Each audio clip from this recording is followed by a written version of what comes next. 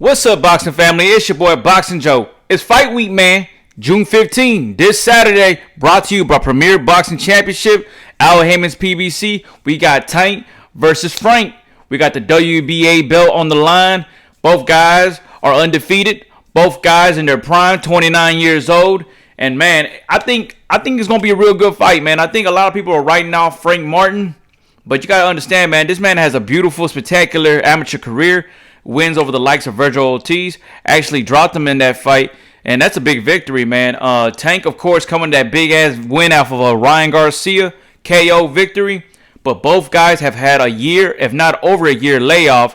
So this is pretty interesting to see, man. I think these guys have had time to rejuvenate, take some time off, knock off the rust in their training camps. And I think this fight's going to go down, man. I think it's going to go down for real. I got Tank in the late night rounds. I think Tank, his boxing is underrated, man. A lot of people don't really rate him for his boxing. They rate him more for his power.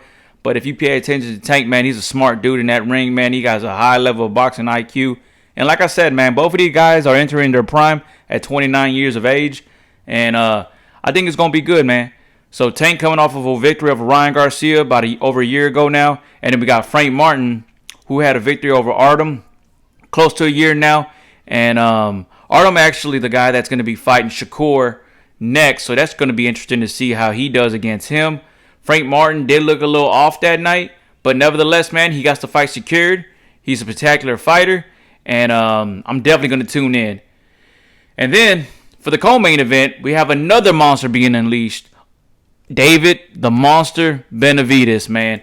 And then we got him going up at 175, challenging a French contender, a former champ. And Oleksnadr Gvozdyk.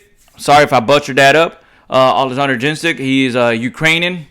He's 37 years of age. A little bit out of his prime, man. But he's coming off of a three-fight victory since his KO loss to Benavidez, who's arguably one of the top dogs at 175.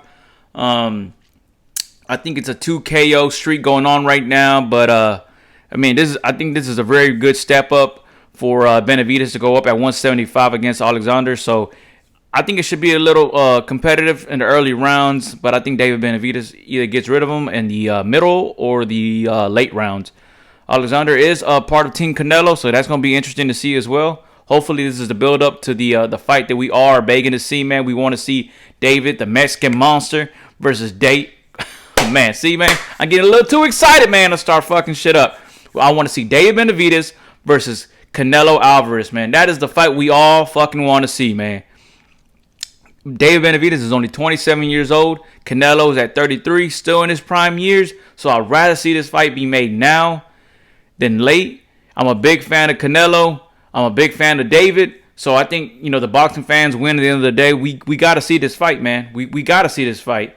I know David is going up to 175, and I know Canelo fights at 168, but I can see David going back to 168 for Canelo and making this a interesting matchup that we all been begging and wanting to see, man. So hopefully both guys get the job done that night.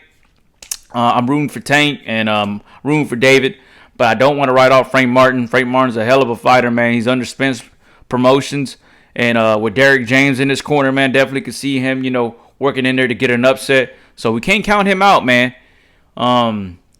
This Saturday, man, going down. You guys tune in. And side note, man, I had a video for that AB fight. God dog, man. God dog. See, man, back in the day when AB was coming up, man, I was a big fan of the dude, man.